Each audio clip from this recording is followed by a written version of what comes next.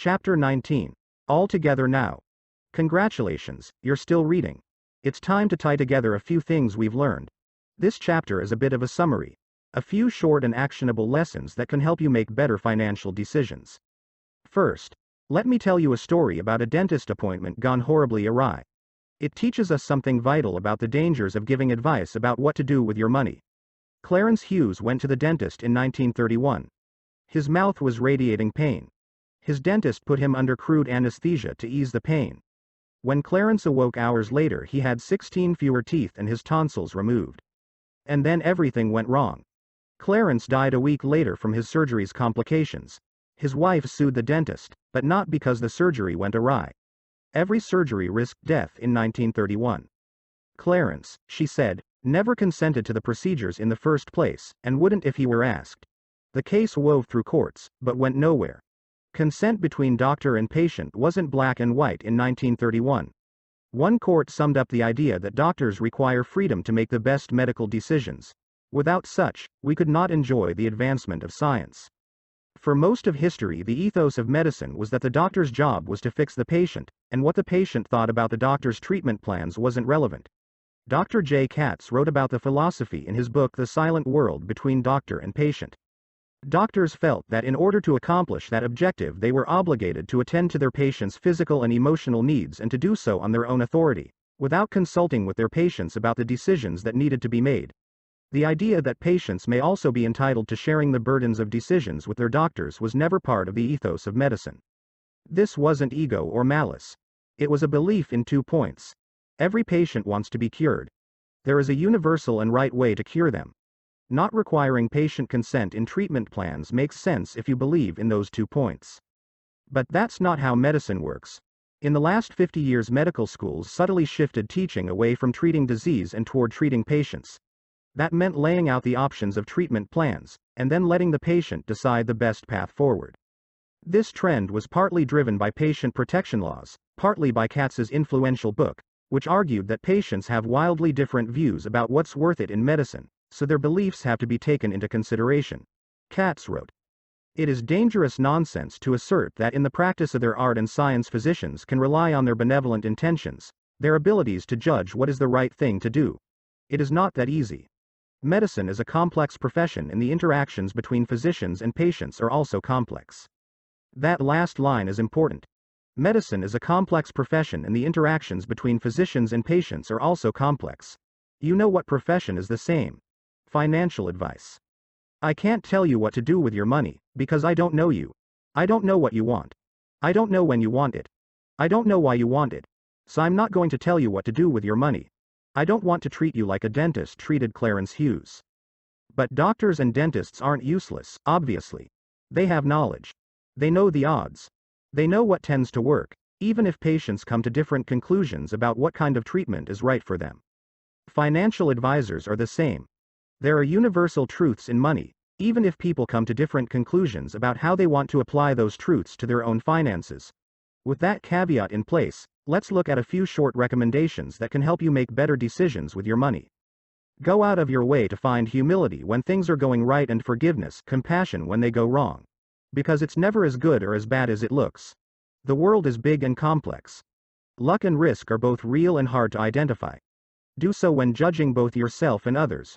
Respect the power of luck and risk and you'll have a better chance of focusing on things you can actually control. You'll also have a better chance of finding the right role models. Less ego, more wealth. Saving money is the gap between your ego and your income, and wealth is what you don't see. So wealth is created by suppressing what you could buy today in order to have more stuff or more options in the future. No matter how much you earn, you will never build wealth unless you can put a lid on how much fun you can have with your money right now, today. Manage your money in a way that helps you sleep at night. That's different from saying you should aim to earn the highest returns or save a specific percentage of your income. Some people won't sleep well unless they're earning the highest returns. Others will only get a good rest if they're conservatively invested. To each their own. But the foundation of, "Does this help me sleep at night?" is the best universal guidepost for all financial decisions. If you want to do better as an investor, the single most powerful thing you can do is increase your time horizon. Time is the most powerful force in investing. It makes little things grow big and big mistakes fade away. It can't neutralize luck and risk, but it pushes results closer towards what people deserve. Become okay with a lot of things going wrong. You can be wrong half the time and still make a fortune, because a small minority of things account for the majority of outcomes. No matter what you're doing with your money, you should be comfortable with a lot of stuff not working. That's just how the world is. So you should always measure how you've done by looking at your full portfolio, rather than individual investments. It is fine to have a large chunk of poor investments and a few outstanding ones. That's usually the best case scenario. Judging how you've done by focusing on individual investments makes winners look more brilliant than they were, and losers appear more regrettable than they should. Use money to gain control over your time, because not having control of your time is such a powerful and universal drag on happiness. The ability to do what you want, when you want, with who you want, for as long as you want to, pays the highest dividend that exists in finance. Be nicer and less flashy. No one is impressed with your possessions as much as you are. You might think you want a fancy car or a nice watch, but what you probably want is respect and admiration. And you're more likely to gain those things through kindness and humility than horsepower and chrome. Save. Just save. You don't need a specific reason to save. It's great to save for a car, or a down payment, or a medical emergency. But saving for things that are impossible to predict or define is one of the best reasons to save.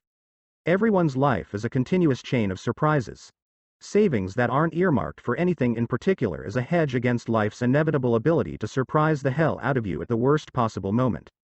Define the cost of success and be ready to pay it. Because nothing worthwhile is free. And remember that most financial costs don't have visible price tags. Uncertainty, doubt, and regret are common costs in the finance world. They're often worth paying.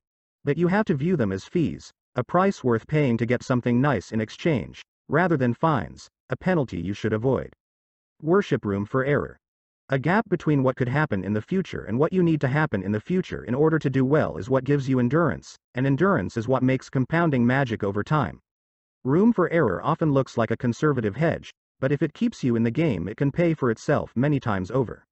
Avoid the extreme ends of financial decisions. Everyone's goals and desires will change over time, and the more extreme your past decisions were, the more you may regret them as you evolve. You should like risk because it pays off over time. But you should be paranoid of ruinous risk because it prevents you from taking future risks that will pay off over time. Define the game you're playing, and make sure your actions are not being influenced by people playing a different game. Respect the mess. Smart, informed, and reasonable people can disagree in finance, because people have vastly different goals and desires. There is no single right answer, just the answer that works for you. Now let me tell you what works for me.